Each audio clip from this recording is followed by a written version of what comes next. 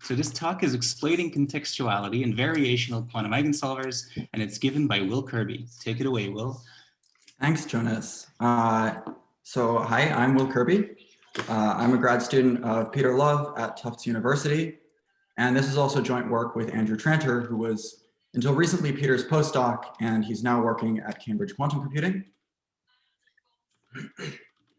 So contextuality is a feature of quantum mechanics that distinguishes it from classical mechanics. And our goal in this work was to understand how contextuality can appear in variational quantum eigensolvers, and ultimately to use that to develop a new quantum classical hybrid algorithm. This will be an overview of results from 3 papers, which correspond to these 3 sections. So in the first part, I will discuss contextuality and how it can appear in Hamiltonians that we use VQEs to study. In the second part, I'll talk about what it means for a VQE instance when the corresponding Hamiltonian is non-contextual, which we should expect to mean classical in some sense.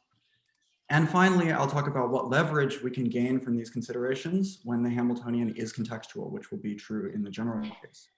And this last part will lead to, this hybrid quantum classical approximation method for general Hamiltonians, where we partition the Hamiltonian into a non-contextual part and a contextual part, simulate the non-contextual part classically, and simulate the contextual part using a VQE that requires fewer measurements in qubits than it would for the original Hamiltonian. And I'm going to focus on presenting the main results here without really going into the proofs, and instead try to give the high-level view of this work. Okay, so let's first quickly review how VQE works. We want to find the ground state energy of some Hamiltonian H, which we decompose into a linear combination of Pauli operators P in some set S. Then on the quantum processor, we prepare Anzacs states, and we separately estimate the expectation value of each Pauli term P by repeated measurements. And then we classically combine these to find the expectation value of the full Hamiltonian. Then, as a function of the Anzacs parameters, we take that expectation value as the input for, or the objective function for a classical optimization procedure for the Anzacs parameters, and we're attempting to minimize this to find the lowest expected energy. So we want to identify what separates this algorithm from a classical algorithm. And the approach that we take is to focus on the set of measurements that are performed. The other part of the quantum step in the procedure is Anzacs preparation. So one could also consider how quantum is going to appear there. But the problem itself is defined by the Hamiltonian and consequently by the set of measurements that are performed. So we're going to focus on that, and I'll discuss this distinction a bit more later. But for now, it's enough to say that we want a means for identifying intrinsic quantumness in some sense that we'll talk about in more detail in the set of Pauli terms in the Hamiltonian, this S. All right, so to get into thinking about contextuality of sets of measurements, suppose we want to construct what's essentially a realistic hidden variable model for S. This model will consist of 2 main pieces. The first is some set of joint value assignments to the Pauli operators in S.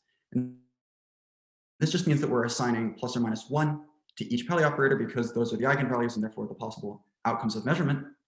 And we can think of these joint value assignments as something like the phase space points in the model. And in our classical realistic interpretation of the model, they would correspond to the classical real values of the observables. In the second piece, we have some allowed set of joint probability distributions over the joint value assignments.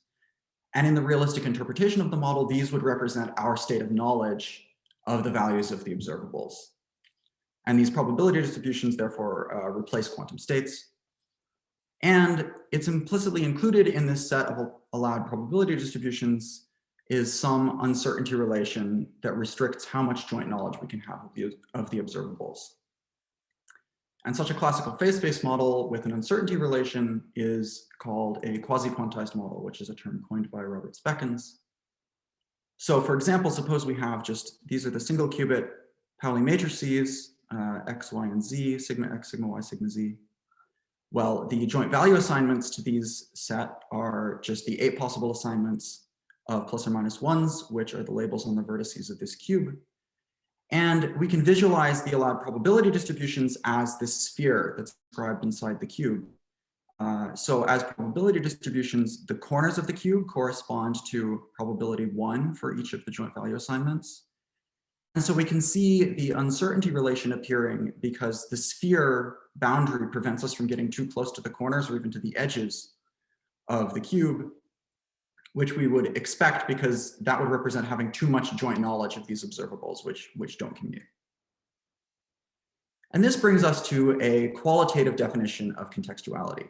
The set S is contextual when it's impossible to build a model of this kind for it. And in fact, we're going to narrow our focus to something that's been called strong contextuality, where we only ask whether it's possible to set up the joint value assignments. And for our case, if that's possible, it'll turn out to also be possible to construct the joint probability distributions.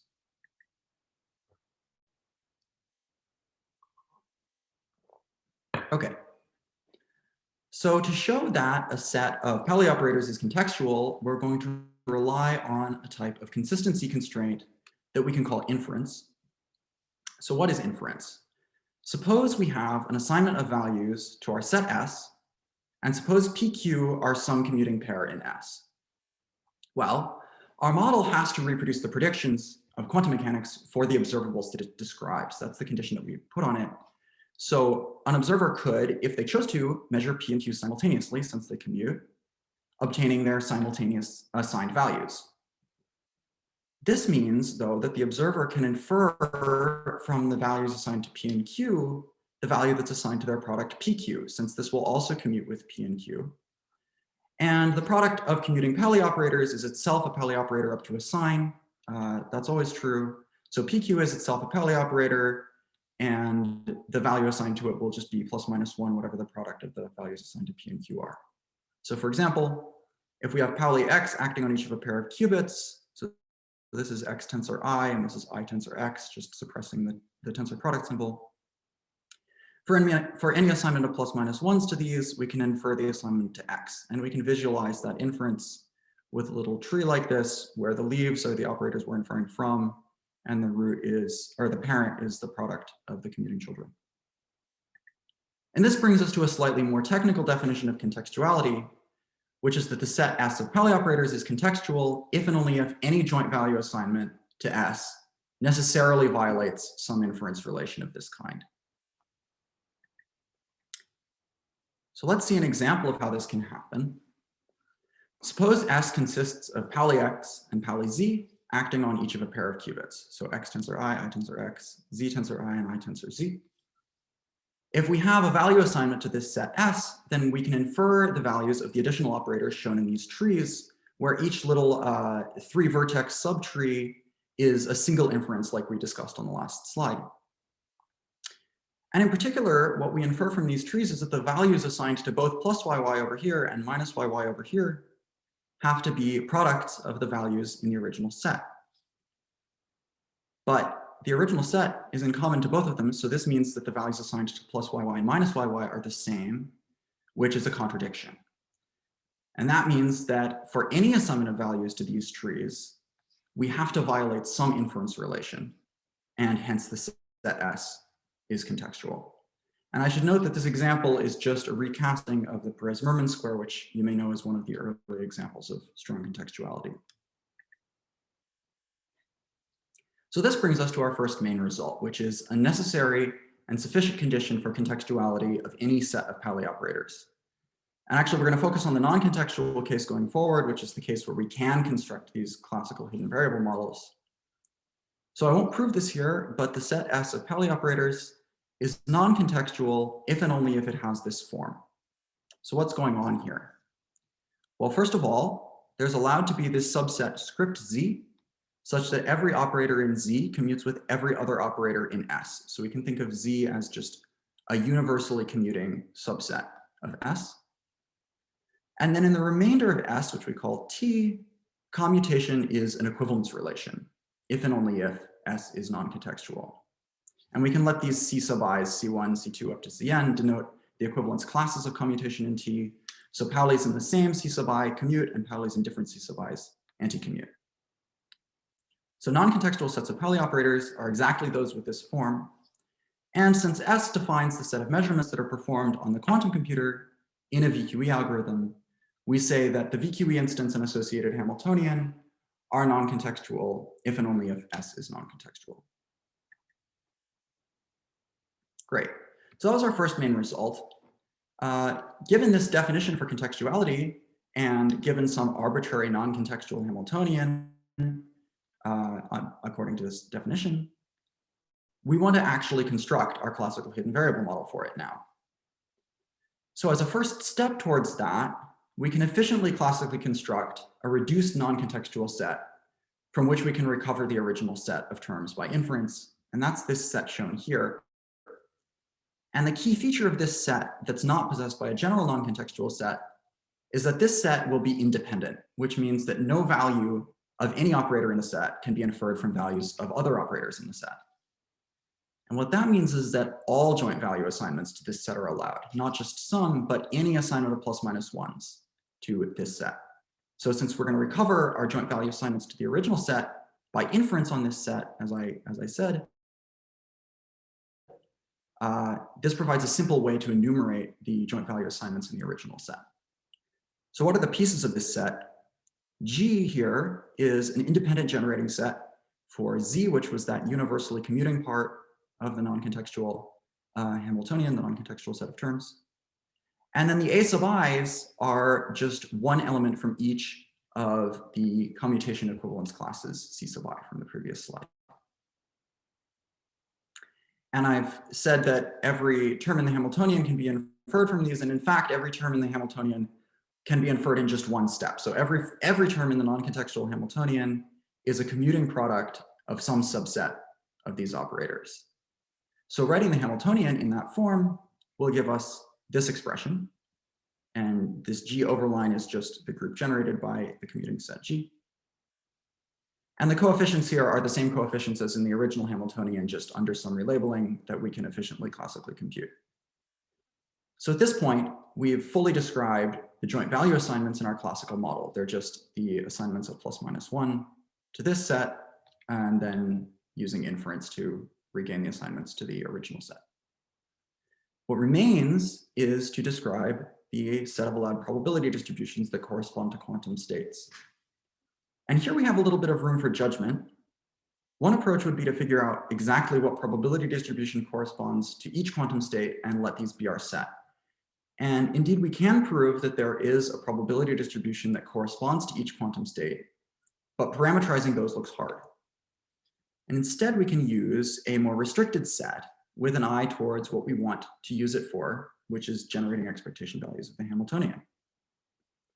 And for that purpose, it turns out to be enough to allow this set of joint expectation values here, shown on the bottom of the slide. And the corresponding joint probability distributions would just be the product distributions of the marginals that correspond to these individual expectation values.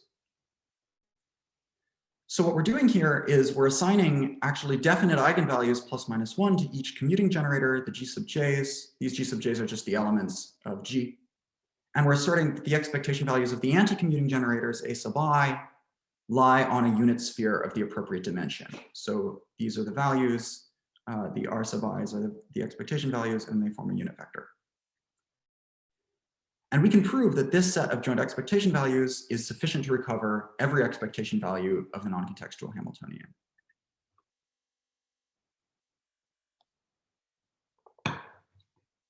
So now we can insert these parameterized expectation values back into the Hamiltonian expression to obtain a parameterization of the Hamiltonian expectation value. And again, this is only in the non-contextual case. I should be careful.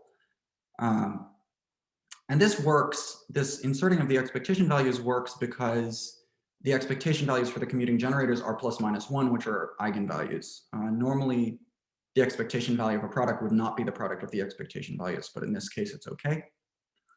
And there turn out to be at most 2n plus one of the generators G sub j and the A sub i's for an n qubit Hamiltonian. And so that means that there's at most 2n plus one of these parameters. So what we have here is essentially a classical objective function of order n real parameters that can reproduce all of the expectation values of the non-contextual Hamiltonian. One immediate consequence of this is that it provides a dequantization, in quotes, of non-contextual VQE instances, where we replace the quantum part of the procedure with this classical objective function and just minimize this by varying the parameters Q and R. And I put this in quotes, the dequantization in quotes, because this doesn't prove that there can't still be a quantum advantage for non-contextual VQE, because there could be some clever way to use Anzacs preparation to get an advantage. But in this case, the possibility for quantum advantage is restricted to that. So gaining an advantage from the Anzacs preparation, much like in QAOA. And in fact, that's really the conclusion that I want to draw from this, which is that in the case of non-contextual VQE, instead of doing quantum simulation of a quantum system, we're really doing something that looks more like QAOA, namely quantum simulation of an essentially classical problem. And our second conclusion from this, which is related, is that the non-contextual Hamiltonian problem is in NP. And this follows because for any possible energy of the original Hamiltonian, there exists a parameter setting here that reproduces it. And that parameter setting, together with the classical objective function, serve as a classical witness for the energy.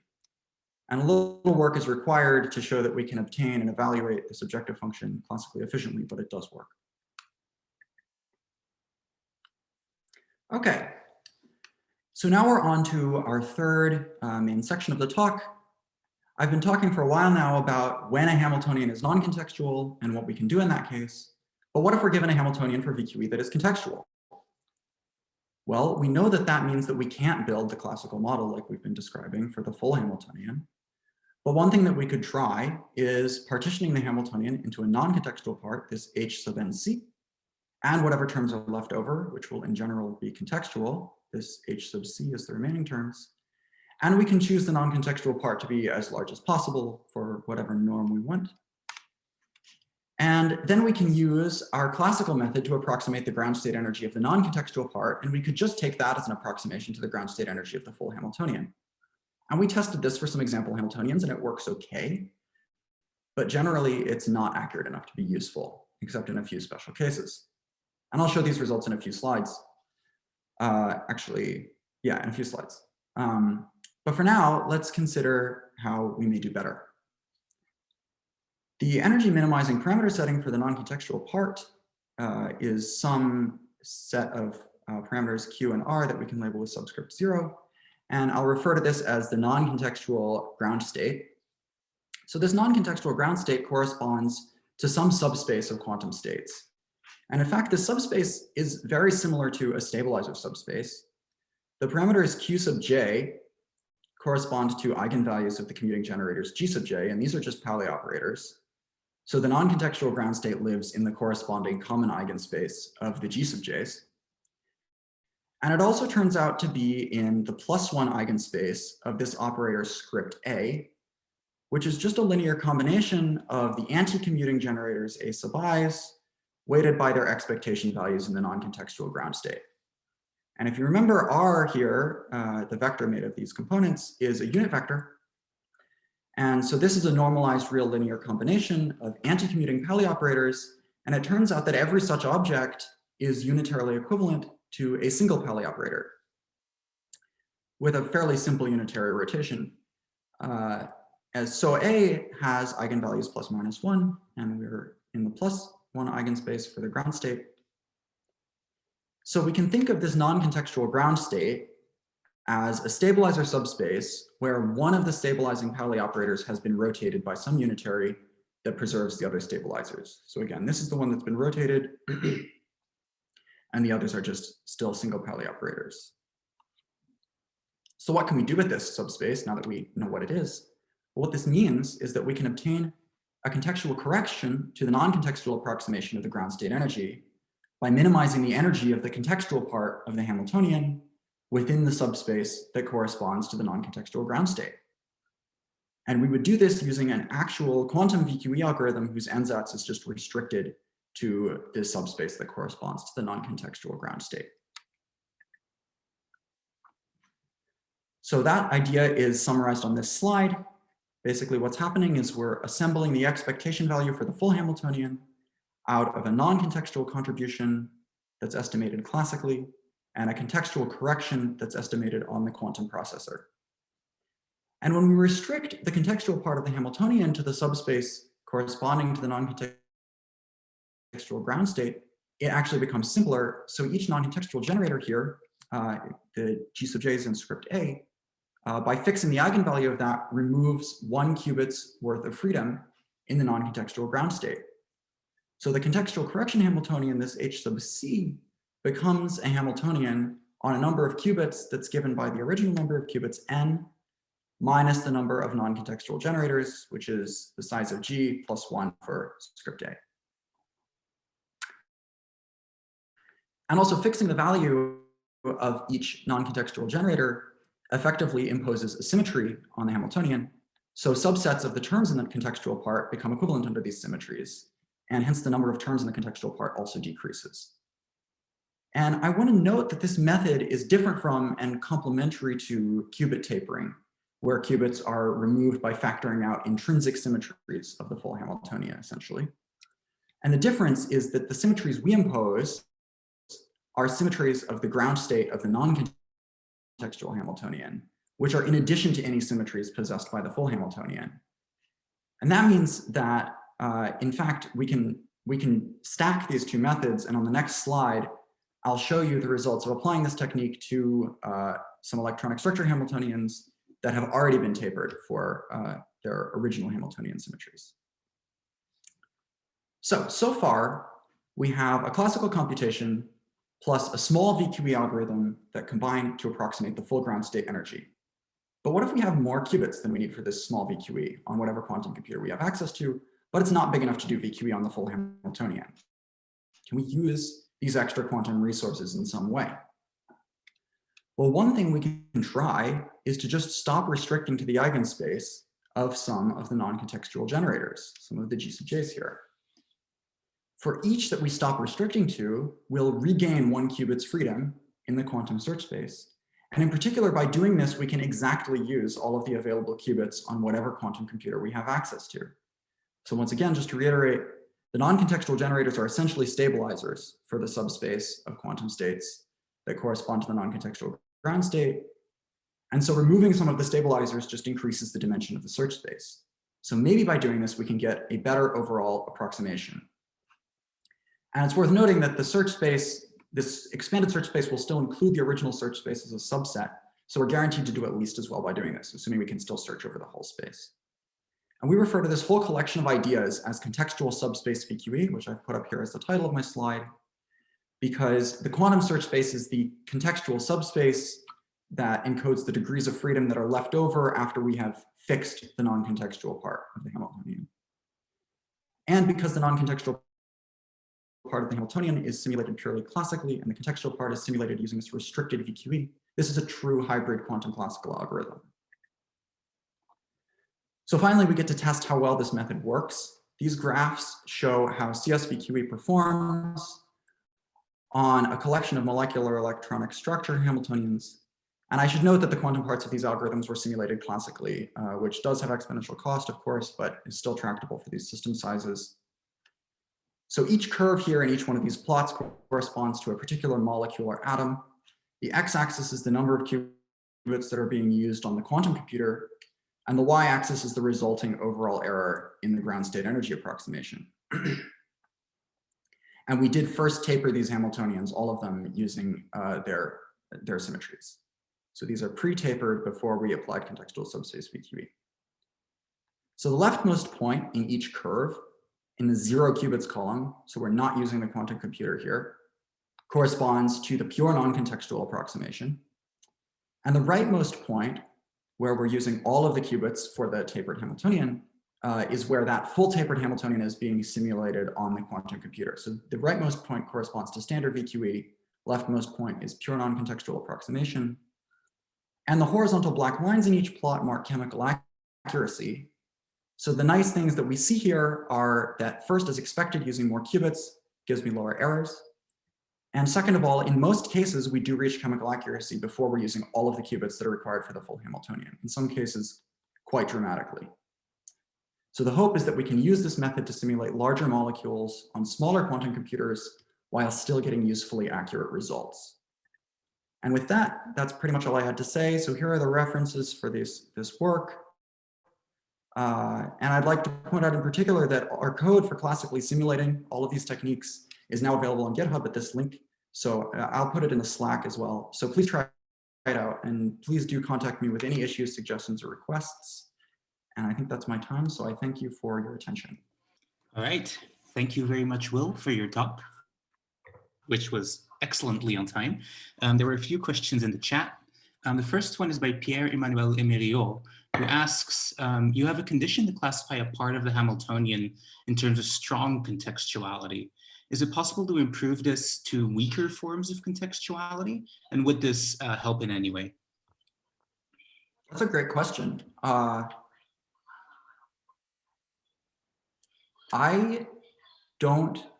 don't think so for Pauli operators, for Pauli decompositions. But one thing that we're looking at, I mean, this question naturally leads to a direction for future research, which is to extend this kind of classification into contextual versus non-contextual to other kinds of Hamiltonian decompositions and other kinds of algorithms. And in that case, I don't know whether it would help or not, but it would certainly be interesting to look at. Great question. All right, perfect. I have a slightly related question from Daniel Miller, who asks if there is sort of an algorithmic way to get the non-contextual part of a Hamiltonian from the Hamiltonian, and maybe also like what is the best one? To get the non-contextual part, did you say? Yes, yeah. Yeah, there is, and actually you can find our code for how we did it at this link. We used a greedy algorithm, so we have this condition for non-contextuality of a Hamiltonian. Let me go back to that. Yeah, so if it has this form, it turns out that you can check this test this for any set of Pauli operators using an algorithm that's order n cubed, and then where n's the number of Pauli operators in the set. So you can just repeatedly add Pauli operators greedily by coefficient size, and stop when it becomes contextual. So that's what we did. It's sort of the simplest thing that you could do, and there's probably other ways that you could do this, but yeah, definitely tractable. Did you have any like? So if this is a greedy algorithm, do you have any idea what sort of the theoretical complexity is to find like the best non-contextual approximation? Like if I give you a generic Hamiltonian. It's NP hard. Yeah. Oh, okay, cool. Yeah, perfect. Yeah. But you could potentially have better heuristics. Yeah. Yeah, okay. I have a question, which is sort of a side question, I think. It's maybe an interesting comment from Johannes Jakob Meyer, who asks if the non-contextual part of the algorithm, does it boil down to sort of a classical optimization of the target problem? Like it's sort of, yeah, that's how we should think about it. Exactly. Yeah, and I did say, I claimed that it's the non-contextual part of the problem is in NP. And in fact, it does turn out to be NP complete. So yeah, we are looking at heuristics for the non-contextual part, but the heuristics do seem to work pretty well for these examples. Yeah. Oh, I have a follow-up question from Joel, and that'll be the last question, I think. So he asks if whether or not, how can we be certain that like the classical minimizing state of the non-contextual part plus the quantum minimizing state of the contextual part yields a minimizing energy of the whole thing? Like, how do you know that you find the global minimum of the full Hamiltonian? Yeah, good question. So we're not finding the global minimum of the full Hamiltonian. We're finding an approximation to it. So what we're seeing here, these are the errors in Hartree, which is just how the units we're using for these Hamiltonians. And you can see that we're starting, as we use more qubits, this is the overall approximation. So each point here in these curves is non-contextual contribution plus contextual contribution. So we do have errors all the way until we're using all of the qubits to simulate the full Hamiltonian. So we're not finding the true ground state energy, but we're getting pretty close. All right, perfect. Thanks a lot for your talk. So as usual, everyone. There is a roundtable discussion that people can go to and that you should go to as well.